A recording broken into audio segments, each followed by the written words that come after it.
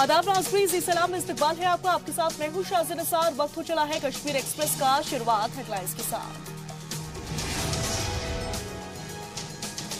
कुपवाड़ा के हलमतपुरा में security force ने 4 मिलिटेंटों को किया ढेर। जम्मू कश्मीर पुलिस के 2 जवान हुए शहीद तो 3 हुए जख्मी। मुठभेड़ जारी। सीएम महबूबा मुफ्ती का बड़ा फैसला, खुद सुपुर्दगी करने वाले दहशतगर्दों को मिलेगी 6 लाख रुपए की रकम। इंडिया पाकिस्तान बातचीत के जरिए कश्मीर मसले का निकाले हल। यूएन के जनरल सेक्रेटरी ने दिया मशवरा, साथ ही कहा कि कश्मीर मसले पर है हमारी नजर। कांग्रेस के साबिक मरकजी वजीर प्रोफेसर सैफुद्दीन सोज ने येचुरी के मौकिफ का खैर मकदम किया। खत लिखकर कहा कि पीएम और दीगर जमातों के सामने रखिए अपनी राय। और क्रिकेट को करियर बनाने के मकसद से रूपाली सलाथिया की क़यादत में आगे आई रियासत की लड़कियां।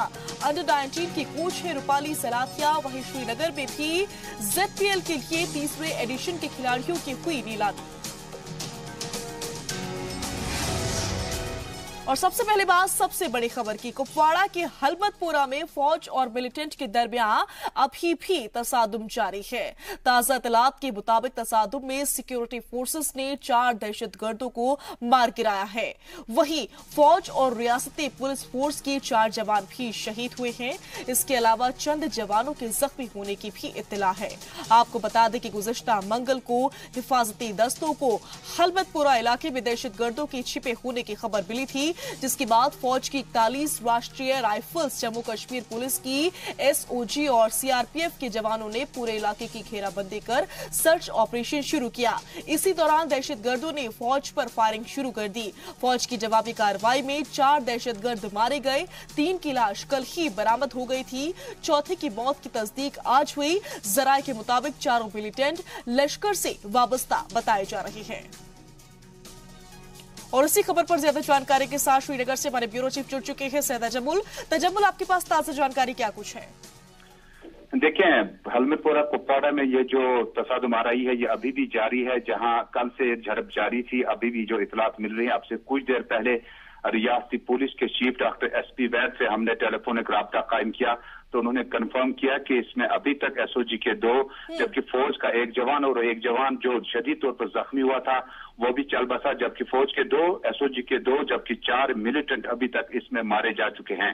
हलमतपुरा कुपवाड़ा के आसपास के इलाकों में एसओजी और उसके साथ में Jammu Kashmir police, central reserve police force और आर्मी के जवानों ने इस पूरे इलाके को कॉर्डन किया हुआ है। जबकि 6 से 8 मिलिटेंट जो इस इलाके में देखे गए थे, आज दोबारा गोलाबारी शुरू हुई, जिसके बाद इब्तिदाई हमले में जहां कल तक पता था कि 4 मिलिटेंट मारे जा चुके हैं, लेकिन बाद दोपहर ये डेवलपमेंट हुई कि इसमें फायरिंग दोबारा शुरू हुई, जिसके इब्तिदाई हमले में ही एसओजी के 2 अधिकारी हिलाक हुए जबकि फौज के 2 जवान भी इसमें शदीद तौर पर जख्मी हुए। बताया जाता है कि इस इलाके को कॉर्डन किया गया है, लेकिन अभी भी गोली जो है दोनों अतराफ से जारी है। और बताया जाता है कि आसपास के इलाकों में कॉर्डन किया गया है कि ये बड़ा मिलिटेंटों का ग्रुप क्या ताजा दरअंदाजी करके सरहद के इस तरफ दाखिल होने में कामयाब हुआ था, या ये वो मिलिटेंट है जो पहले से कुपवाड़ा के हलमतपुरा इलाके में पहुंच गए थे। तमाम अगर जराये का यकीन किया जाए तो ताजा तरीन इंफिल्ट्रेशन के बाद एक मिलिटेंटों का एक ग्रुप जो है वो हलमतपुरा तक पहुंचने में कामयाब हुआ, जिसके बाद फौज को इत्तला मिली और इलाके को घेरे में लेकर जंगलात के वसी रुकबे को पूरा कॉर्डन किया गया, जिसके बाद अभी भी दोनों अतराफ से गोलियां चल रही है। और ताजा तरीन इत्तलात में अभी तक 4 मिलिटेंट और 4 जवान जो हैं, जो जिसमें फौज के 2, एसओजी के 2 हिलाक हो चुके हैं। चलिए, बहुत बहुत शुक्रिया इस तमाम जानकारी के लिए। आप नजर बनाए रखें, हम आपसे आगे भी अपडेट्स लेते रहेंगे।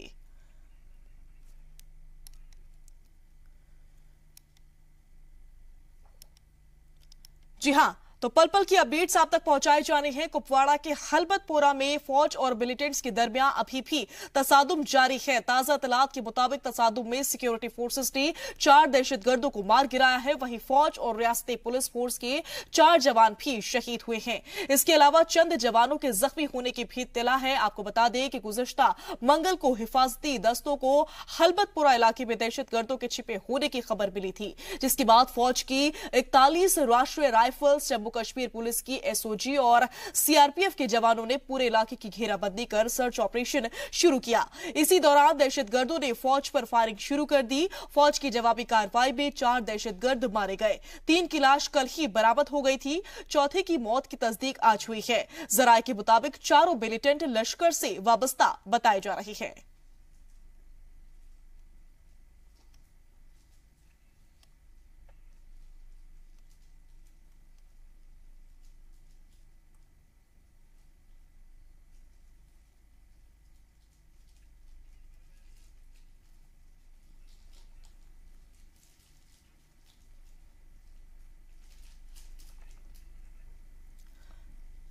जी हां, तो पल पल की अपडेट्स हम आप तक पहुंचा रहे हैं। लश्कर से वाबस्ता है ये मिलिटेंट्स, और तस्वीरें भी अपनी टीवी स्क्रीन पर आप देख सकते हैं क्या कुछ हो रहा है। कुपवाड़ा में फौज ने 4 दहशतगर्दों को मार गिराया है। अहम जानकारी आप तक पहुंचाई जा रही है। इस वक्त भी बता दें आपको कि ऑपरेशन जो है वो जारी है। एसओजी के 2 जवान शहीद हो गए हैं, जबकि कई जख्मी बताए जा रहे हैं। बढ़ते हैं आगे। जम्मू कश्मीर की वजीर आला महबूबा मुफ्ती ने मिलिटेंटों को लेकर बड़ा फैसला किया है, जिसके चलते बीजेपी पीडीपी इत्तेहाद का बाहमी इख्तिलाफ भी सामने आ गया है। यह इख्तिलाफ रिहैबिलिटेशन पॉलिसी फॉर मिलिटेंट्स को लेकर जाहिर हुआ है। वजीर आला महबूबा मुफ्ती ने मिलिटेंसी तर्क कर मेन स्ट्रीम में आने वाले नौजवानों के लिए 6 लाख रुपए देने की तजवीज रखी थी, लेकिन बीजेपी ने इस तजवीज को मुस्तरद करते हुए कैबिनेट में इसे मंजूर करने से इनकार कर दिया। बीजेपी का कहना है कि मुजवजा रकम शहीद होने वाले जवानों को दी जाने वाली रकम से कहीं ज्यादा है। जराये के मुताबिक हुकूमत इसे सर्कुलेशन ऑफ एजेंडे के तहत मंजूर कराना चाहती थी, लेकिन वे नाकाम होने के बाद उसने इस तजवीज को कैबिनेट के सामने रखा, जिसे बीजेपी मेंबरान ने खारिज कर दिया। खबरों के मुताबिक ट्राइबल पॉलिसी को लेकर भी पीडीपी बीजेपी इत्तेहाद में ना इत्तेफाकी पाई जाती है। वहीं इस मसले पर बीजेपी एमएलसी चरण सिंह खालसा का मानना है कि मुफ्ती हुकूमत के इस फैसले से मिलिटेंसी को बढ़ावा मिलेगा। हर नौजवान मिलिटेंसी में शामिल होगा। इस मसले पर हमारे नुमाइंदे राजन वैद ने बीजेपी एमएलसी से खास बातचीत की। प्रपोजल है सरेंडर मिलिटेंट्स के लिए इंसेंटिव में इजाफा लाया जाए। उस पर बीजेपी के एमएलसी हैं चरणजीत सिंह खालसा, उनसे बात करेंगे किस तरह से इसको देखते हैं। हालांकि बीजेपी ने इसको अपोज किया है कैबिनेट में। नहीं अपोज किया, हमारी पॉलिसी अपोज करने की, ये ऐसी पॉलिसी आने नहीं चाहिए। इस पॉलिसी से ये होगा कि अगर आ जाती है, कुछ लोग जो मिलिटेंट नहीं हैं वो भी कहीं से रबर लाएंगे, आकर सरेंडर करेंगे। जो हकदार होंगे नौकरी, उनको नौकरी नहीं मिलेगी। ये पॉलिसी ये कैसे आइडेंटिफाई करेंगे कोई ये मिलिटेंट है जी? ऐसा तो होगा नहीं। पिछली बार भी ऐसा हुआ था, कई ऐसे लोग भी बीच में आ गए जो मिलिटेंट नहीं थे। हम कहते हैं कि पहले तो ये होना नहीं चाहिए। बिल्कुल हमारी पार्टी की पॉलिसी है कि ऐसा नहीं है। बीजेपी और पीडीपी का इत्तेहाद है आपस में, लेकिन ऐसे में देखा गया है जब भी कोई प्रपोजल बीजेपी की तरफ से आता है पीडीपी अपोज कर देती है, पीडीपी की तरफ से आता है तो बीजेपी अपोज करती है। चाहे हम नौशहरा की एक वाकया देखें, चाहे ये सरेंडर पॉलिसी की बात करें, तो किस तरह से देखते हैं इसको? नहीं ऐसी बात नहीं है कि जो जेन्युइन काम है, कुछ ऐसे मसले भी आ जाते हैं जो वहाँ पर बेनिफिट नेशन का नहीं होता। बीजेपी वहाँ पर बोलती है भाई ये हमारे नुकसान है नेशन का, इस पर हम आपके साथ सहमत नहीं हो सकते। जो स्टेट का नुकसान का आम लोगों की जनता का बेनिफिट नहीं है, उस पर हम सहमत नहीं होते। हमारी पॉलिसी जो होती है। आम यूथ तक ये क्या मैसेज देगा? जिस तरह से 6 लाख की बात की गई है कि अगर कोई सरेंडर करता है 6 लाख रुपए देंगे, बाकायदा वेट लिस्ट है। ऐसे में एक आम यूथ है जो अपनी पढ़ाई मुकम्मल करता है और देश हित के बारे में सोचता है, उस तक क्या मैसेज आता है? इससे मैसेज ये जाएगा कि ये पॉलिसी अगर लागू होती है तो लोग ज़्यादा मिलिटेंसी की तरफ आएंगे। कोई सोचेगा पैसा मिलता है, कोई सेंटर होंगे। ऐसी पॉलिसी नहीं होनी चाहिए। जिस पॉलिसी से लोगों दूसरे भी आगे पढ़े लिखे लोग बंदूक उठा लें, कल जम्मू पुंछ रोरिये में रिमोट एरिया में उठा लेंगे लोग की, ऐसा नहीं होना चाहिए। पॉलिसी है कि जो लोग आइडेंटिफाई करने में हैं, जो ये काम करते हैं, अभी जब ये बात होती है कहीं पीस मिशन पर की बात होती है, तब ये पॉलिसी लागू होती है। जो लोग सरेंडर करेंगे, जो लोग मतलब पीस लाएंगे, तब ये पॉलिसी बनती है। अभी ये उसका वक्त नहीं है, जब वो वक्त आएगा देखा जाएगा। चरणजीत सिंह खालसा जिनका ये कहना है कि अभी ये जो पॉलिसी है इसको नहीं लाना होगा क्योंकि इससे एक गलत मैसेज जाएगा और जो यूथ अपनी पढ़ाई मुकम्मल करते हैं और देश हित के बारे में सोचते हैं और उन तक एक गलत मैसेज जाएगा और इससे बाकी इलाकों में भी मिलिटेंसी में इजाफा हो सकता है, जिसको देखते हुए बीजेपी ने इसको अपोज किया है और आगे भी करेगी। कैमरामैन आशु के साथ राजन वैद, जी मीडिया जम्मू। वहीं मुफ्ती हुकूमत के मेन स्ट्रीम में आने वाले मिलिटेंटों को 6 लाख रुपए देने के फैसले पर पीडीपी लीडर यासिर रेशी ने कहा कि हम अपनी आइडियोलॉजी पर कायम है, हमारी पार्टी का अपना नजरिया है और हम संजीदगी से हमारे लोगों को मेन स्ट्रीम में लाने के बारे में सोचते हैं। हमारे नुमाइंदे सैयद तजम्मुल ने पीडीपी लीडर यासिर रेशी से खास बातचीत की। चीफ मिनिस्टर महबूबा मुफ्ती की इस रिहेबिलिटेशन पॉलिसी के बाद कि मिलिटेंट जो सरेंडर करेगा उसे 6 लाख रुपया मिलेंगे, उसके बाद बाज़ाबादकारी के तहत उससे जिंदगी गुजारने का हक हासिल होगा। हमारे साथ बात करने के लिए पीपल्स डेमोक्रेटिक पार्टी के सीनियर लीडर व MLC यासिर रेशी साहब मौजूद हैं। रेशी साहब, चीफ मिनिस्टर का ये स्टेटमेंट कैबिनेट में ये चीजें बहस में लाई गई थी, आप किस तरह से देखते हैं? क्योंकि बीजेपी आपका अपोनेंट है, कहते हैं कि हम इसको इम्प्लीमेंट नहीं होने देंगे। देख लीजिए, बीजेपी हमारा अपोनेंट नहीं है, वो एक कोalition पार्टनर है हमारे।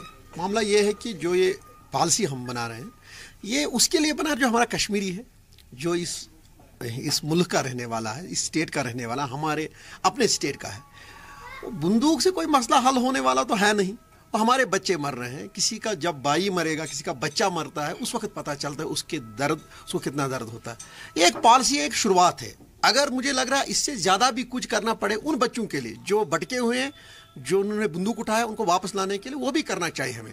ये एक शुरुआत ही है, ये पहली कड़ी है। बीजेपी को मुझे नहीं लग रहा किसी को भी इसमें एतराज होना चाहिए। जो भी इंसान होगा, इंसानियत जिसमें होगी, उसको इसमें एतराज नहीं होगा। ये किसी इंसानियत को बचाने का हक है, बात की जा रही है। ये एजेंडा ऑफ अलायंस में हमने वजाहत की है, हमें 3 महीने लगे गवर्नमेंट बनाने में।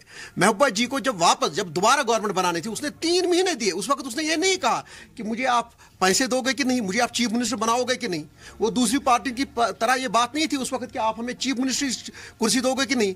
3 महीने मुफ्ती साहब के इंतकाल के बाद अगर चीफ मिनिस्टर की कुर्सी रुक गई तो वो इसी बात पर रुक गई कि आप इन लोगों के लिए क्या कर रहे हो। हमें जो लड़के हैं, जो हमारे बच्चे हैं, जो हमारे जिन लोगों ने बंदूक उठाए, उनके लिए हमें क्या करना है। मुझे नहीं पता है हम कामयाब हो जाएंगे कि नहीं हो जाएंगे, लेकिन हमारे इनिशिएटिव, हमारी पार्टी की शुरुआत है और हमारी पार्टी की बुनियाद इस पे है। हमारी पार्टी की जो बुनियादी लाइन है, गाइडलाइन है, वो इस पे बनी हुई है। हम इससे नहीं हटना चाहिए। बहुत बहुत शुक्रिया। यासिर रेशी का ताल्लुक रूलिंग PDP से है और कहते हैं कि वो इस कोशिश को जारी रखेंगे। लेकिन वहीं उनका जो काबीना में साथी है भारतीय जनता पार्टी के जो लीडर जिनसे बात हुई जी मीडिया की, उनका कहना है कि इस तरह से और लोग भटकेंगे, 6 लाख रुपया के लिए बंदूक कुछ देर के लिए उठाएंगे, वापसी करेंगे। इस SRO को यहीं पे रुकना होगा। अब देखना होगा कि कोलिशन सरकार पर इस 6 लाख के मामले पर मिलिटेंटों की रिहेबिलिटेशन पॉलिसी पर कितना मुस्बत और मनफी असर पड़ेगा। अशरफानी के साथ सैयद तजम्मुल, जी मीडिया, श्रीनगर। जी हां, एक और मुफ्ती हुकूमत के इस फैसले पर खुद उनकी इत्तेहादी पार्टी बीजेपी खिलाफ में खड़ी हो गई है। वहीं दूसरी जानिब नेशनल कॉन्फ्रेंस ने इस फैसले से पहले एक और काम करने की नसीहत दे डाली। NC लीडर शमीमा फिरदौस ने कहा कि PDP को इस फैसले से कबल मिलिटेंसी के खिलाफ चल रहे ऑपरेशनल ऑल आउट पर रोक लगानी चाहिए। उनका कहना था कि इसके सबब बेकसूर लोगों को मारा जा रहा है। इस मसले पर हमारे नुमाइंदे सैयद तजम्मुल ने NC लीडर से खास बातचीत की। देखिए, जैसे कि आपको मालूम ही है, ये नेशनल कॉन्फ्रेंस ने जब उमर अब्दुल्ला साहब थे चीफ मिनिस्टर, तो उन्होंने सबसे पहले ये पॉलिसी जो है जो इंट्रोड्यूस की, तो उन्होंने उसमें रखा था कि जो कोई भी बाहर से, यानी कि पाकिस्तान से या आज़ाद कश्मीर से या बाहर से जो हमारा जम्मू कश्मीर का कोई भी लड़का हो जो ट्रेनड हो या वहाँ पर रह रहा हो, अगर वो चाहे कि वो यहाँ आ सकता है तो यहाँ पर हम उसको रिहेबिलिटेट करेंगे, हम उसको पैसा देंगे ताकि वो अपना कारोबार फिर से अपनी ज़िंदगी अच्छी तरह से गुजार सके। लेकिन उसके बाद जब BJP PDP आ गई तो मुसीबत ये हो गई, उन्होंने ये उस पर कोई उन्होंने पेशरफ्त नहीं की, बल्कि उन्होंने तकरीबन ये बंद ही किया है। मुझे याद है एक लड़का आया था इसी पॉलिसी के तहत, वो बाहर से यहाँ आया था, कुपवारा का था। तो उसके बाद जब वो यहाँ आया तो उसने TV पे आया था, उसने एक प्रोग्राम दिया था, उसको जिंदा ही नहीं उन्होंने रहने दिया, क्योंकि वो कभी उसको एक जेल में रखा, कभी वहां से निकाला तो दूसरे जेल में रखा। फिर उसने कहा कि अगर उन्होंने यहाँ पर ये रिहेबिलिटेशन पॉलिसी लेकिन अब अफसोस की बात है, आप मुझे कहते हैं कि इन्होंने ये जो प्रेजेंट गवर्नमेंट जो कह रहे हैं कि हम ये करेंगे, उनको रिहेबिलिटेट करेंगे, पहले तो ये जो यहाँ पर इन्होंने ऑल आउट किया है पहले उसको बंद करें। चीफ मिनिस्टर को चाहिए कि वो जो बाहर है होम मिनिस्टर है उनको कहे कि वो ये जो ऑपरेशन ऑल आउट उसमें कौन कौन आता है। ये छोटे छोटे बच्चों को मारते हैं, जो किसी जगह किसी ने पत्थर मारा उसको भी इस प्रोग्राम में उन्होंने रखा है, उसको भी शहीद कर डालते हैं। पहले वो तो बंद करे, फिर उसके बाद ये रिहेबिलिटेशन वगैरह का जो ये प्रोग्राम है, कौन रिहेबिलिटेट होना चाहेगा इस वक्त? कौन कहेगा कि मैं रिहेबिलिटेट? 2 महीने से कोई लड़का गायब हो जाता है, उसको वो कमरे में होता है, उसको वहीं पर ये गोलियों से मारते हैं, उसको गोलियां लगाते हैं, दागते हैं, वो तो जिंदा ही वापस कमरे से बाहर नहीं निकलता है। उनको चाहिए कि उनको टाइम दे, उनके साथ बातचीत करें, उनसे कहे कि आपको सरेंडर करना है, आपको बाहर आना है। ये मौका नहीं देता तो फिर रिहेबिलिटेशन कहाँ से चलेगी? फिर कम से कम पहले तो ये ऑल आउट प्रोग्राम जो इनका है महबूबा जी, उसको चाहिए वो होम मिनिस्टर से बात करके इसको बंद करे, क्योंकि ये मुझे लगता है जो यहाँ पर नस्लकुशी हो रही है इसमें इनका हाथ है, एक होम मिनिस्टर है और चीफ मिनिस्टर साहिबा का है। पहले ये बंद करे, उसके बाद रिहेबिलिटेशन पॉलिसी पर हम देखेंगे क्या कहेंगे, क्योंकि उन्होंने जो उमर साहब ने किया उन्होंने वो भी बंद किया। बढ़ते हैं आगे। अक़वाम मुत्तहिदा ने हिंद व पाक को बातचीत के जरिए कश्मीर तनाज़ा हल करने पर जोर दिया है।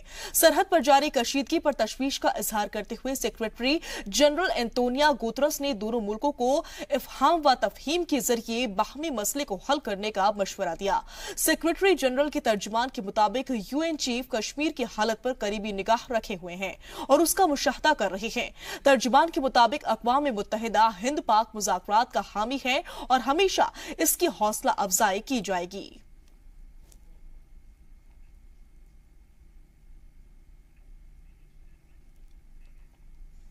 वहीं बेटे की गिरफ्तारी के दूसरे ही दिन कठुआ में मासूम बच्ची के कत्ल और असमत रेजी मामले के मुबैना मास्टरमाइंड सांची राम ने सरेंडर कर दिया है। मामले में मुलव्विस होने की बात सामने आने के बाद से ही सांची राम मफरूर था, लेकिन 2 रोज कबल उत्तर प्रदेश के मेरठ शहर से उसके बेटे विशाल की गिरफ्तारी के बाद उसने खुद को जम्मू में एसएसपी क्राइम ब्रांच के सामने सरेंडर कर दिया। वाज़ेह हो कि कठुआ के इस वाकये ने रियासत की सियासत में भूचाल पैदा कर दिया था। हिंदू तंजीमें मामले की जांच सीबीआई को सौंपने की मांग कर रही हैं। मुलजिम की रिहाई के लिए बीजेपी लीडरों ने भी दबाव बनाने की कोशिश की। इस मामले पर भी खूब सियासत हुई।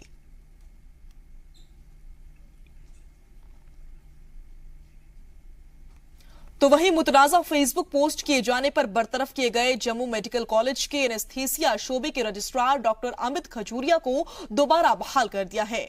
जेएमसी के प्रिंसिपल डॉक्टर सुनंदा रैना ने इस फैसले की जानकारी देते हुए बताया कि डॉक्टर अमित को बिला शर्त माफी मांगने के बाद बहाल कर दिया है। वाज़ेह हो कि गुज़िश्ता हफ्ते डॉक्टर अमित ने अपने फेसबुक अकाउंट पर वजीर सेहत के एक पोस्ट पर तबसरा किया था। पोस्ट कॉलेज में बनी एक लिफ्ट को लेकर था। कॉलेज इंतजामिया ने पोस्ट को सर्विस रूल की खिलाफ वर्जी करार देते हुए अमित खजूरिया को बरतरफ कर दिया था।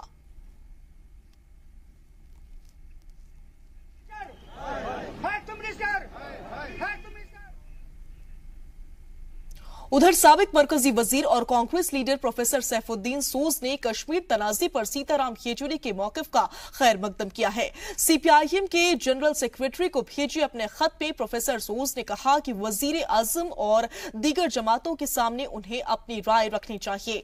वाज़ेह हो कि चंद दिनों कबल श्रीनगर में पार्टी मीटिंग के दौरान येचुरी ने कश्मीर तनाज़े को सियासी मसला करार देते हुए कहा था कि सभी फरीकों को मिलजुल कर इस मसले का हल ढूंढना होगा।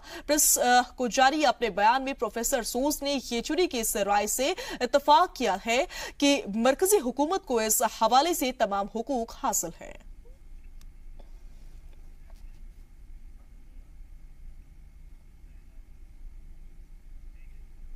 बढ़ते हैं आगे। रियासत में हुकूमत के साथ साथ रजाकार तंजीमें भी तशद्दुद मुतासरीन की मदद के लिए काफी काम कर रही हैं।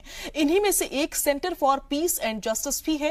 ये तंजीम वादे के मुख्तलिफ अजला में सरगर्म है, खासकर वो इलाके जो मिलिटेंसी के लिहाज से बेहद हसास है। गुज़श्ता चंद माह के दौरान सीपीजे के मेंबरान जनूबी, शुमाली और वस्ती कश्मीर के मुख्तलिफ अजला में सैकड़ों नौजवानों से मुलाकात कर चुके हैं। पैलेट गन से मुतासिर नौजवानों पर उनका खासा फोकस है तंजीम की जानिब से इलाज, तालीम व दीगर सहूलियात के साथ साथ नौजवानों को कानूनी इमदाद भी फराहम की जाती है। आपको बता दें कि CPJ की मदद से ही शोपिया की इंशा मुश्ताका DPS श्रीनगर में दाखिला मुमकिन हो सका था। 9 जुलाई 2016 में मुझे पैलेट आया। उसके बाद मैंने पढ़ा नहीं, मुझे पढ़ने का बहुत शौक़ था। 2 साल तक मैंने पढ़ा नहीं। फिर 2 साल के बाद मैंने मैट्रिक स्टार्ट किया। मैट्रिक मैंने कंप्लीट किया। आज 11th का आज मैंने एडमिशन किया DPS स्कूल में। उनकी मैं बहुत शुक्रगुजार हूँ जिन्होंने मुझे DPS स्कूल में एडमिशन किया। हम तो शुक्रगुजार उनका है जिनके इसको एडमिशन किया है, बहुत शुक्रगुजार है उनका। आज 2 साल के बाद ही स्कूल जा रही है यहाँ DPS में।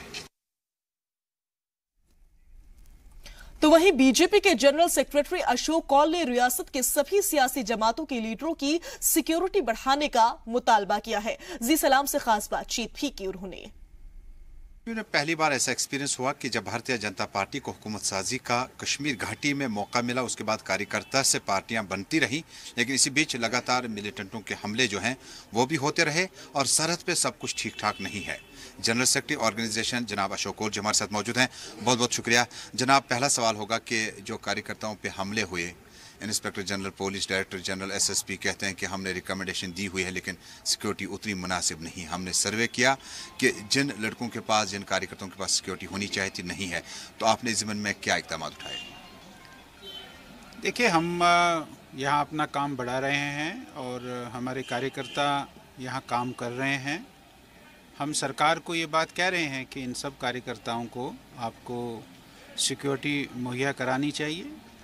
हम लगातार पुलिस ऑफिसर्स को, एडमिनिस्ट्रेशन को इस बात को कह रहे हैं और इसका अभी आपने देखा कि हमारे एक district general secretary Anwar Khan के ऊपर हमला हुआ है और हमने उसी समय, उसके बाद भी यहाँ हमारे मंत्री जी भी आए, उन्होंने भी यहाँ के एडमिनिस्ट्रेशन से ये बात की है। हम कोशिश कर रहे हैं कि हमारे सारे कार्यकर्ता सिक्योर्ड हो, कार्यकर्ताओं को पर्याप्त सिक्योरिटी मिले, इसके लिए हम खूब प्रयास कर रहे हैं और हमको ये लगता है कि सरकार ये सहूलियत हमारे कार्यकर्ताओं को देगी। जनाब, ये जो दूसरा मसला था कि सरहद पे सब कुछ ठीक ठाक नहीं है, चीफ मिनिस्टर का कहना है कि बातचीत 2 नेशंस के बीच में बहुत ज़रूरी है। बीजेपी का क्या स्टैंड है इस पे? के नहीं, मेरा उसमें कहना है कि थोड़ा हमारे इन नेताओं को थोड़ा पॉजिटिवली अपनी बात को करना चाहिए।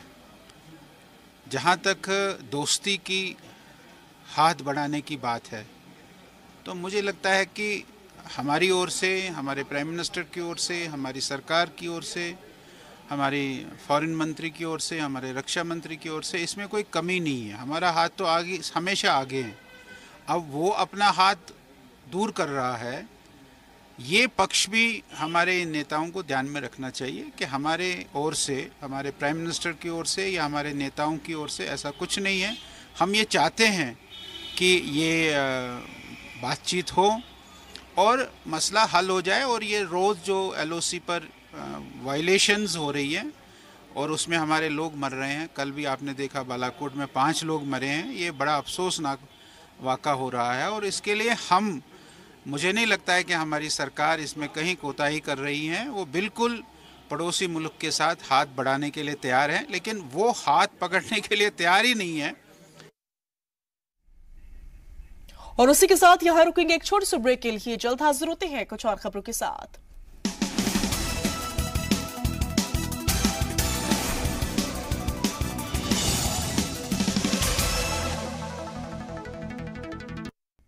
ब्रेक के बाद एक बार फिर से आप सभी का इस्तकबाल है। खबरों के सिलसिले में आगे बढ़ते हैं। जम्मू कश्मीर के उभरते हुए अदीब नवीद काजी की 2 किताब the reader of war stories और म्यूजिंग ऑन ग्लोबल पॉलिटिक्स मंजर आम पर आ गई है। श्रीनगर में एक तकरीब के दौरान दोनों किताबों का रस्म इजरा किया गया। इस मौके पर बड़ी तादाद में सहाफी, अदीब और शहर की मुअज्जज हस्तियां मौजूद थीं।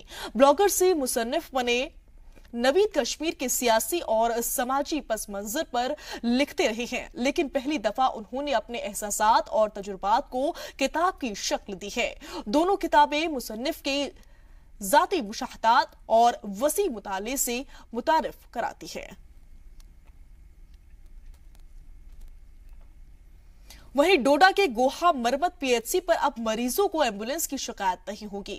मकामी रुकन असेंबली शक्तिराज परिहार ने अपने असेंबली फंड से ये एम्बुलेंस फराहम कराई है। 40,000 की आबादी वाला ये इलाका काफी अरसे से पीएचसी पर एम्बुलेंस का मुतालबा कर रहा था। एम्बुलेंस न होने के सबब सीरियस मरीजों को शहर तक ले जाने में काफी वक्त सर्फ होता था। कई मरीजों की मौत भी हो चुकी है। एम्बुलेंस सर्विस अवाम को वक्फ करते हुए मकामी एमएलए ने कहा कि एम्बुलेंस की मौजूदगी से गरीब मरीजों को राहत मिलेगी। इस मौके पर खिलानी में बाकायदा एक तकरीब का एहतमाम किया गया, जिसमें पीएचसी एहलकारों के अलावा मकामी बीजेपी कारकुन भी शामिल हुए। आज ये हम मरमत पीएचसी के लिए, गोवा पीएचसी के लिए भेज रहे हैं। मैं पूरे मरमत के लोगों को मुबारकबाद दूंगा कि उनको आज बेसिक हमारी जो चाहिए, जो एम्बुलेंस वहाँ पे चाहिए थी, आज उन लोगों को मिली।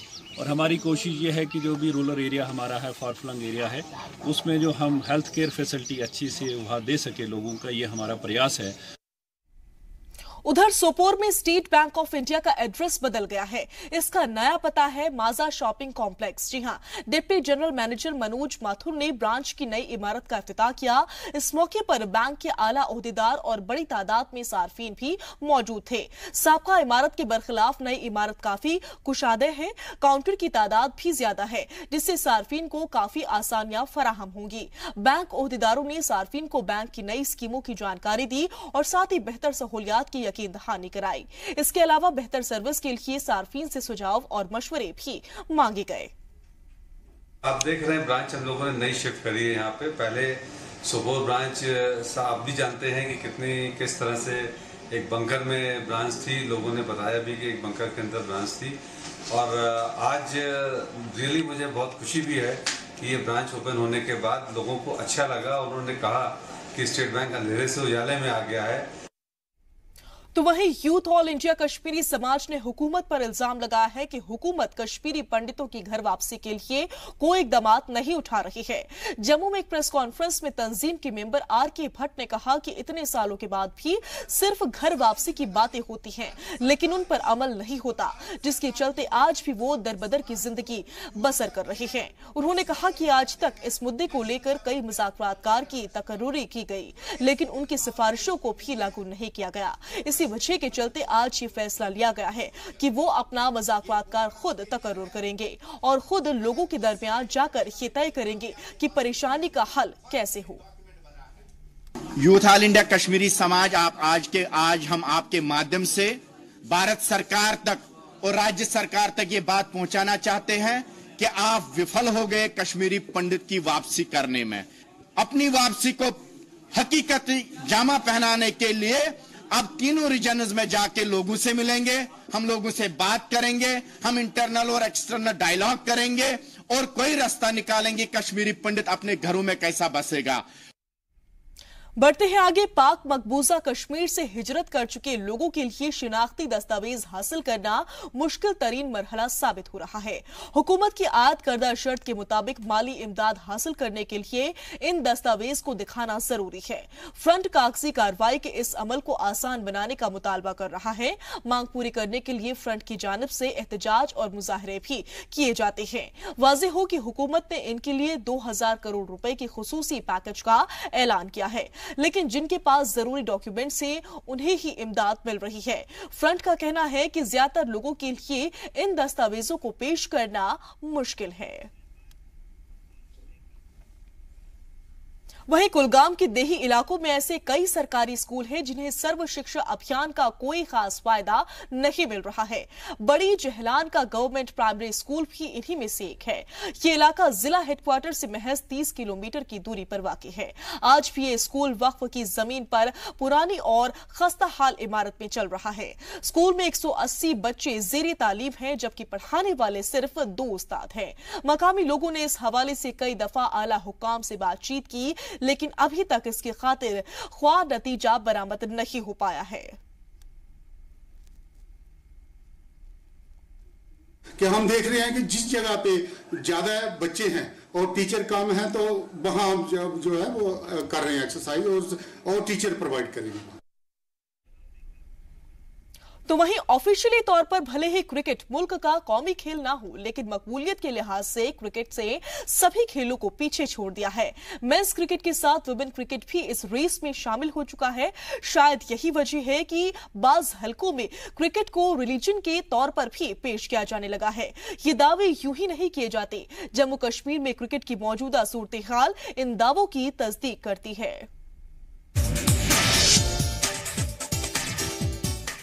ये तस्वीरें मुंबई, दिल्ली या बेंगलुरु जैसे बड़े क्रिकेट सेंटर की नहीं है। ये कोचिंग ड्रिल जम्मू के मौलाना आजाद क्रिकेट स्टेडियम में चल रही है।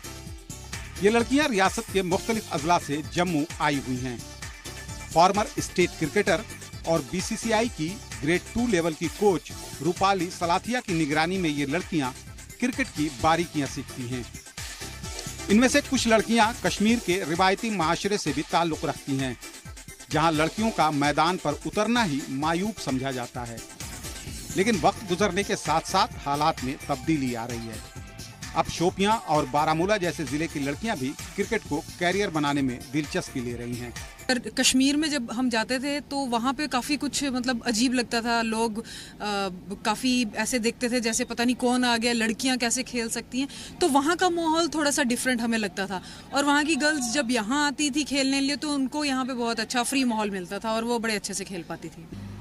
पहले हमें क्रिकेट में मना करते थे, पेरेंट्स भी सब बोलते थे नहीं लड़की है, आगे खेलने नहीं देते थे। तो अब ऐसा कुछ नहीं है। हमारी इंडिया की भी टीम है, लड़कियाँ वर्ल्ड कप खेली हुई है। तो अब हमारे कोचेस भी बहुत अच्छे हैं, हमें प्रैक्टिस देते हैं अच्छे से। अंडर 19 वेस्ट जोन की कोच रह चुकी रूपाली जम्मू कश्मीर की वाहिद लेवल 2 कोच हैं। 2011 में उन्होंने नेशनल क्रिकेट एकेडमी में नेशनल वुमेन टीम के साथ भी काम किया था। मौजूदा क्रिकेटर्स की सलाहियतों पर उन्हें पूरा भरोसा है। उनका मानना है कि वादी में काफी टैलेंट है। मैं एक बात बोलना चाहूँगी कि कश्मीर की लड़कियों में इतना टैलेंट है और वहाँ की लड़कियाँ जो आगे आ रही हैं, चाहे उनको जितनी मर्जी दिक्कतों का सामना करना पड़ रहा हो, काफ़ी टैलेंट है और उनको थोड़ी सी सपोर्ट मुझे लगता है अगर मिले तो काफ़ी नाम कमा सकते हैं। 15 साल की उम्र में क्रिकेट कैरियर का आगाज करने वाली रूपाली रियासती टीम के साथ साथ नॉर्थ जोन की भी नुमाइंदगी कर चुकी हैं। 2 दफा उनका नेशनल कैंप के लिए सिलेक्शन भी हुआ, लेकिन टीम इंडिया में उन्हें जगह नहीं मिल सकी। मुश्किल हालात में क्रिकेट खेलने वाली रूपाली के बनिस्बत आज की लड़कियों को बेहतर सहूलियात फराहम हैं। रूपाली जैसा तजुर्बेकार कोच है उनके पास। दरअसल यंग क्रिकेटर्स के लिए वो बेहतरीन रोल मॉडल साबित हो रही हैं। जब से मैंने स्टार्ट करा है तो रूपाली दी को ही देखते देखते हमने स्टार्ट किया है और काफ़ी इन्फ्लुएंस होते हैं हम रूपाली दी से। और जिस हिसाब से वो हमें स्किल्स सिखाते हैं, टेक्निक्स बताते हैं कि ऐसे कोई भी छोटी छोटी हमारी गलतियां होती है वो उनमें वर्क करते हैं और वो हमें काफ़ी बेनिफिट देता है जब भी हम आगे मैचेस में जाते हैं। तो अब हम यही चाहते हैं कि आगे रूपाली दी हमें और ज़्यादा कोचिंग करे और हमें सिखाए इस पर। रूपाली की क्रिकेट में दिलचस्पी का अंदाजा इस बात से भी लगाया जा सकता है कि वो women cricket in Jammu Kashmir के मौजू पर PhD भी कर रही हैं। रियासती हुकूमत की जानिब से भी उनकी खिदमात को सराहा जा चुका है। कहते हैं कि अगर जज्बा पक्का हो तो इंसान कोई भी मुकाम को पा सकता है। वही साबित किया है रूपाली सलाथिया ने, जिन्होंने ना बल्कि खुद क्रिकेट में जम्मू कश्मीर का नाम रोशन किया है, बल्कि दूसरी लड़कियों को भी ये प्रोत्साहित किया है कि तमाम मुश्किलातों के बावजूद, जिस तरह से जम्मू कश्मीर में मिलिटेंसी रही, उन सभी मुश्किलातों के बावजूद नौजवान पीढ़ी आगे बढ़े और जम्मू कश्मीर का नाम रोशन करे पूरे देश में। वही मिसाल पैदा की है रूपाली सलाथिया ने। और देखना होगा कि कितनी लड़कियां जो हैं उनकी राह पे चलकर अपने स्टेट का और देश का नाम रोशन कर पाती हैं। कैमरामैन आशु के साथ राजन वैद, जी मीडिया जम्मू। वहीं खवातीन क्रिकेटर्स को तो कुछ समाजी परेशानियों का सामना करना पड़ता है, लेकिन मेंस क्रिकेटर्स के सामने रास्ते खुले हुए हैं। 2 साल कबल यहां IPL की तर्ज पर ZPL की बुनियाद पड़ चुकी थी। आज श्रीनगर के निगीन क्लब में 3रे एडिशन के लिए खिलाड़ियों की नीलामी हुई। सलाहियतों और परफॉर्मेंस की बुनियाद पर खिलाड़ी बेचे और खरीदे गए। इस मौके पर स्टेट क्रिकेट एसोसिएशन के ओहदेदार, क्लब के मालकान और रियासती रणजी टीम के खिलाड़ी भी मौजूद थे। खास बात यह है कि लीग के निकात में सरकारी मदद नहीं ली जाती। लीग से मकामी क्रिकेटर्स को किस हद तक फायदा होगा, इस मुद्दे पर अजीज सलाम ने बात की स्टार क्रिकेटर आबिद नबी से। कंसेप्ट डेवलप हो रहा है IPL तर्ज पे, आप किस तरह से देखते हैं? नहीं, जो ये इनिशिएटिव इन्होंने ज़बर-1 प्रीमियर लीग अभी 3 साल से मैं देख रहा हूँ, क्योंकि ये बाहर के प्लेयर्स तो खिला नहीं रहे थे, मगर जो चेयरमैन है इनको, मैंने इनसे बात की थी 2-3 साल से, मैं इनसे बात कर रहा था कि आपको ये जो एरिया है, आपको जो टैलेंटेड लड़के हैं वो उनको कोई देख नहीं रहा है, तो आप थोड़ा सा गेस्ट प्लेयर्स ले लो, 1 या 2 प्लेयर ले लो, तो उससे आपके जो लड़के हैं यहाँ के एरिया के, तो उससे आपको खेलने के लिए अच्छा क्रिकेट मिलेगा उनको। जैसे अगर मैं खेलूँगा या समीला खेलेगा, कोई भी खेलेगा, तो उनको वो लड़के देखेंगे, जो भी जूनियर क्रिकेटर्स है वो आगे बात करेंगे, तो आपके यहाँ के एरिया के लड़कों को बड़ा फ़ायदा मिलेगा। और प्लस जो यहाँ पे जो ZPL जो है ये विकेट्स पे मैच खिलाते हैं, तो वो हमारे JKC है या क्रिकेटर जो भी जहाँ पे भी क्रिकेट होता है वो बहुत ही अच्छा है, क्योंकि बहुत ही बढ़िया विकेट है यहाँ पे। मैंने खेला हुआ लोकल्स क्रिकेट में खेलता हूँ, लोकल्स में इतनी अच्छी विकेट होती है, तो जो आपका एक्सपोजर नेशनल लेवल का है, इंटरनेशनल के लेवल का है, उसके बाद आप डोमेस्टिक लेवल पे आते हैं, घरेलू क्रिकेट में कितना अंतर, कितना फ़र्क देखते हैं आप, और कितनी फैसिलिटीज़ और होनी चाहिए? नहीं, बहुत ज़्यादा फ़र्क है। जैसे पहली चीज़ JNK में जो है विकेट्स की प्रॉब्लम है, और जो भी हमारा नेशनल्स होते हैं या रणजी ट्रॉफी होती है वो खाली विकेट्स पे होती है, और यहाँ पे मैटिंग ज़्यादा है। तो इस साल CO से मेरी बात हुई थी, जो भी JKC में, उन्होंने भी बोला, हाँ आशिक साहब, उन्होंने भी बोला कि हम इनिशिएटिव यही कर रहे हैं कि हम विकेट्स पे ज़्यादा खिलाएं। थोड़ी सी अच्छी नहीं मिलेगी, मगर हम कोशिश करेंगे कि अच्छी से अच्छी विकेट पे हम मैच इस साल खिलाएं। एक आखिरी सवाल होगा कि हमारा यूथ जो क्रिकेट के साथ इतना इंटैक्ट है, लेकिन वो प्लेटफार्म नहीं मिल रहा है। यहाँ पे 3-4 महीने बर्फबारी होती है, बाकी चीज़ें होती है, बाकी मसाइल हैं। क्या लगता है आपको कि यूथ के लिए क्रिकेट एक इंस्पिरेशन है अभी भी जम्मू कश्मीर में? यूथ के लिए मैं ये एक ही गेम नहीं है, हर कोई गेम है। जैसे मैं अभी जो वही साहब इनिशिएटिव जो अभी सेक्रेटरी आए हैं JK स्पोर्ट्स काउंसिल में, उन्होंने इतने अच्छे स्पोर्ट्स जो भूल ही गए थे सारे, तो वो उन्होंने डेवलप किए यहाँ पे सारे स्पोर्ट्स में। अभी सारे बच्चे देखिए आप, जितना स्पोर्ट्स यहाँ नहीं होता था, इस 2 साल से मैंने खुद भी देखा है। जो स्पोर्ट्स काउंसिल गाई भी था, वो अब उभर के आया है बिकॉज ऑफ वहीद परा सेक्रेटरी साहब, उन्होंने सारे स्पोर्ट्स ऑन किए हैं यहाँ पे। हर तरफ, जम्मू हो, कश्मीर हो, लद्दाख हो, कहीं पे भी आज स्पोर्ट्स ही स्पोर्ट्स हर जगह है बिकॉज ऑफ वहीद परा। और उसी के साथ यहां रुक रहे एक छोटे से ब्रेक के लिए, जल्द हाजिर होते हैं कुछ और खबरों के साथ।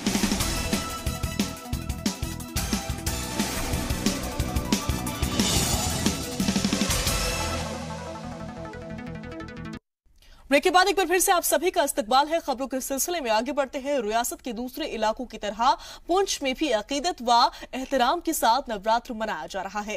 चैत्र और अश्विन में पड़ने वाले नवरात्र के हिंदू मजहब में खासी अहमियत हासिल है। इस मौके पर मंदिरों में खासी रौनक और चहल पहल होती है। पुंछ की तारीखी काला माता मंदिर को नवरात्र के मौके पर खास तौर से सजाया जाता है।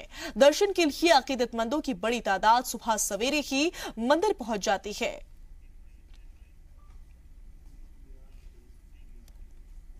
बढ़ते हैं आगे। बारिश और बालाई इलाकों में बर्फबारी के सबब भतरवा में ठंड दोबारा लौट आई है। सुबह हुई बारिश के सबब दर्जाए हरारत में गिरावट दर्ज की गई और टेम्परेचर 0 डिग्री से भी नीचे चला गया। दूरदास के इलाकों में दोपहर तक बारिश होने की खबर है। बारिश के सबब जहां शहरी इलाकों में सड़कों पर पानी लग गया, टाउन रोड और न्यू बस स्टैंड के पास नालियों का पानी सड़कों पर बहता हुआ दिखाई दिया। वहीं नौरोज आलम के मौके पर अनंतनाग के करांगसू इलाके के लोग कदीम रिवायती इलाज थेरेपी को अपना रहे हैं। साल भर से लोग इस दिन का इंतजार करते हैं और आज के दिन मुख्तलिफ बीमारियों से निजात पाने के लिए बीमारी वाली जगह पर जोक के जरिए खून निकाला जाता है, जिसे लीच थेरेपी कहा जाता है। अनंतनाग में काफी तादाद में लोग इस थेरेपी को अपनाते हैं।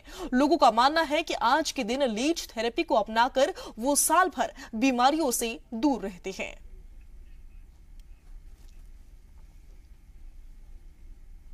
तो वहीं गांदरबल में कानकुनी पर रोक लगाए जाने के बाद हजारों नौजवान बेरोजगार हो गए हैं। सफापुरा की कोहिस्तान कॉलोनी में ऐसे सैकड़ों खानदान हैं जिनकी गुजर बसर इसी से वाबस्ता थी। इलाके में तकरीबन 105 पत्थरों की खाने हैं। इनमें आम मजदूरों के अलावा पढ़े लिखे बेरोजगार नौजवान भी काम करके अपना और अहले खाना का पेट पालते हैं। लेकिन इस वक्त के कसम पुर्सी की हालत में जिंदगी बसर कर रहे हैं। नौजवान और मजदूरों का कहना है कि उन्हें मुतबादिल रोजगार मुहैया कराया जाए। वहीं पट्टन में ट्रैफिक जाम से निजात हासिल करने के लिए इंतजामिया ने एक प्लान तरतीब दिया है। एसडीएम की क़यादत में एसडीपीओ बदलिया और दीगर महकमों के एहलकारों के साथ मेन मार्केट का दौरा किया। एसडीएम ने ट्रैफिक पुलिस को जरूरी हिदायत देने के साथ ही लोगों से ताउन की अपील की। इसके अलावा उन्होंने सड़कों की हालत सुधारने के लिए मुताल्लिका महकमे को खास तौर से ताकीद की। वहीं यूथ बीजेपी ने पैंथर्स पार्टी के लीडर हर्षदीप सिंह और उनकी अहलिया पर हमला किए जाने के इल्जामात की तरदीद की है। यूथ बीजेपी के रियासती सदर सुरेश मगोत्रा ने कहा कि बीजेपी कारकुन तहजीब याफ्ता और डिसिप्लिन में रहने वाले लोग हैं और इस तरह के वाकयात में वो मुलव्विस नहीं होते। वाज़ेह हो कि हर्षदीप सिंह ने उधमपुर के रामनगर में अपने और अपनी अहलिया के ऊपर बीजेपी कारकुनों की जानिब से हमले का इल्जाम आयद किया था। वहीं सयाहती मकामात में दिलचस्पी का एक मरकज स्पोर्ट्स भी होता है। ट्रैकिंग, स्कीइंग, राइडिंग, स्लीजिंग के सबब बर्फीले इलाकों में स्पोर्ट्स के जुमरे में शामिल होते हैं। विंटर स्पोर्ट्स की तरह इनके मुकाबले भी मुनक्किद किए जाते हैं। गुलमर्ग के कांगडोरी में भी ऐसा ही एक मुकाबला मुनक्किद किया गया। Right hand sky teachers association और स्नो मोबाइल एसोसिएशन की जानिब से snow cycle, snow bike, ride sky और स्लीज मुकाबले का एहतमाम किया गया। मुकाबले में सैकड़ों एथलीट ने शिरकत की।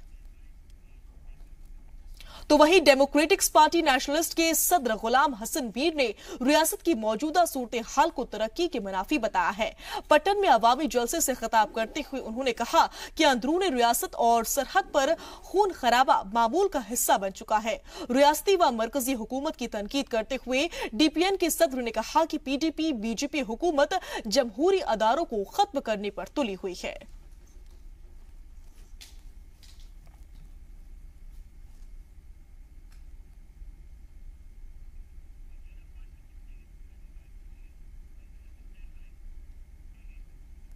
और इसी के साथ कश्मीर एक्सप्रेस में फिलहाल के लिए बस इतना ही। चलते चलते एक नजर डालेंगे 5 मिनट में 25 खबरों पर।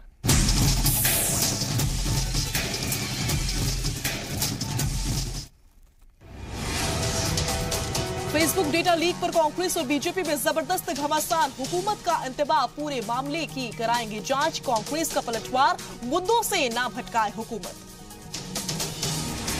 कर्नाटक जीतने के लिए मंदिर मस्जिद में मन्नत मांग रही है राहुल गांधी। आज श्रृंगेरी मठ में रिवायती धोती पहनकर पहुंचे तो कल मैंगलोर में गोकर्णनाथेश्वर मंदिर में की थी पूजा। नोएडा में जेपी बिल्डर्स की फ्लैट खरीदारों को सुप्रीम कोर्ट से राहत। बिल्डर को 10 मई तक 200 करोड़ जमा कराने की हिदायत। अदालत ने कहा हमें खरीदारों की फिक्र, फ्लैट या पैसा दिलाने में करना चाहते हैं मदद। यूपी के हमीरपुर में रिवॉल्वर वाले गुरुजी की चर्चा। हाथ में कलम और कमर में रिवॉल्वर लेकर लगाकर पहुंचे सेंटर। इलाहाबाद बोर्ड की इंटर और हाई स्कूल की कॉपियों की हो रही थी जांच। यूपी के मुजफ्फरनगर में आशिक जोड़े को तालिबानी सजा। रेस्टोरेंट में कॉफी पीने पर लड़की के घर वालों ने लड़की को पीटा। नोएडा की तालिबे की खुदकुशी की जांच करने दिल्ली के स्कूल पहुंची पुलिस। मुलजिम टीचर से कर सकती है पूछताछ। वालिद का 2 टीचर्स पर बेटी से छेड़छाड़ का इल्जाम। सत्यमेव जयते के सहारे कांग्रेस सदर राहुल गांधी का पीएम मोदी पर बड़ा हमला। बोले मंदिर के छोटे छोटे बच्चों को पता है मजहब का मतलब, लेकिन पीएम मोदी हर जगह लेते हैं झूठ का सहारा। कर्नाटक असेंबली इंतखाबात में जीत दर्ज करने के लिए बीजेपी ने भी लगाया जोर। 16 मरकजी वुज़रा, 24 अरकान पार्लियामेंट समेत 55 लीडरान की टीम तशकील के लिए मैदान में उतरी। यूपी के सीएम योगी की सिक्योरिटी में फिर से चूक। फिरोजाबाद में हिफाजती इंतजामात को ठेंगा दिखाकर हेलीपैड तक पहुंच गई खातून, पुलिस ने हिरासत में लिया। जम्मू कश्मीर के कुपवाड़ा में मिलिटेंटों से आज भी मुठभेड़। 4 दहशतगर्द पहुंचाए गए जहन्नुम, 3 जवान भी हुए शहीद। स्पोर्ट्स में बुलंदियां छूने वाली खातून खिलाड़ियों को जी मीडिया का एजाज। फेयर प्ले इवेंट में राज्यसभा एमपी डॉक्टर सुभाष चंद्रा ने बढ़ाया खिलाड़ियों का हौसला। मरकजी वजीर स्मृति ईरानी, प्रकाश जावड़ेकर समेत कई शख्सियात प्रोग्राम में शामिल। फिर खुली 2G घोटाले की फाइल। ईडी की अर्जी पर दिल्ली हाईकोर्ट ने साबिक वजीर मवासलात ई राजा और डीएमके एमपी करीमोझी समेत कई मुलजिमीन को भेजा नोटिस। निचली अदालत से बरी होने को चैलेंज। अफगानिस्तान की राजधानी काबुल में बड़ा दहशतगर्दाना हमला। अली अबद हॉस्पिटल के पास खुदकुश धमाके में 26 लोगों की मौत। लिंगायत को अलग मजहब की मंजूरी पर सियासत तेज। बीजेपी का कांग्रेस से सवाल। 2013 में यूपीए ने क्यों ठुकराई थी लिंगायत के अलग मजहब की तजवीज। खुसूसी रियासत को लेकर पार्लियामेंट के बाहर टीडीपी का जारी है मुजाहरा। मोदी हुकूमत पर लगाया तानाशाही का इल्जाम। नो कॉन्फिडेंस मोशन पर नजरअंदाज करने पर उठाए सवाल। भारी मुखालफत के बीच तमिलनाडु में राम राज्य रथ यात्रा जारी। भारी हिफाजती दस्ते के बीच पहुंची तिरुनेलवेली। द्रमुक तमिल हामी और मुस्लिम तंजीमें कर रही है मुखालफत। रामगढ़ में अलीमुद्दीन कत्ल केस में सभी 11 कसूरवारों को सुनाई गई उम्र कैद की सजा। कसूरवारों में बीजेपी लीडर नित्यानंद भी शामिल। 29 जून 2017 को गौरक्षा के नाम पर पीट पीट कर कत्ल कर दिया था। फेसबुक को सरकार ने किया खबरदार। आईटी वजीर रविशंकर प्रसाद ने कहा, सोशल मीडिया का गलत इस्तेमाल करके इलेक्शन को मुतासर करने की हरकत नहीं की जाएगी बर्दाश्त। सीएम महबूबा मुफ्ती का बड़ा फैसला। खुद सुपुर्दगी करने वाले दहशतगर्दों को मिलेगी 6 लाख रुपए की रकम। तेज गेंदबाज मोहम्मद शमी को बीसीसीआई से क्लीन चिट। जराये के हवाले से खबर। लालू यादव को इलाज के लिए भेजा जा सकता है बाहर। होटवार जेल इंतजामिया को रिम्स मेडिकल बोर्ड ने दी इत्तला। इंडिया पाकिस्तान बातचीत के जरिए कश्मीर मसले का निकाले हल। यूएन के जनरल सेक्रेटरी ने दिया मशवरा।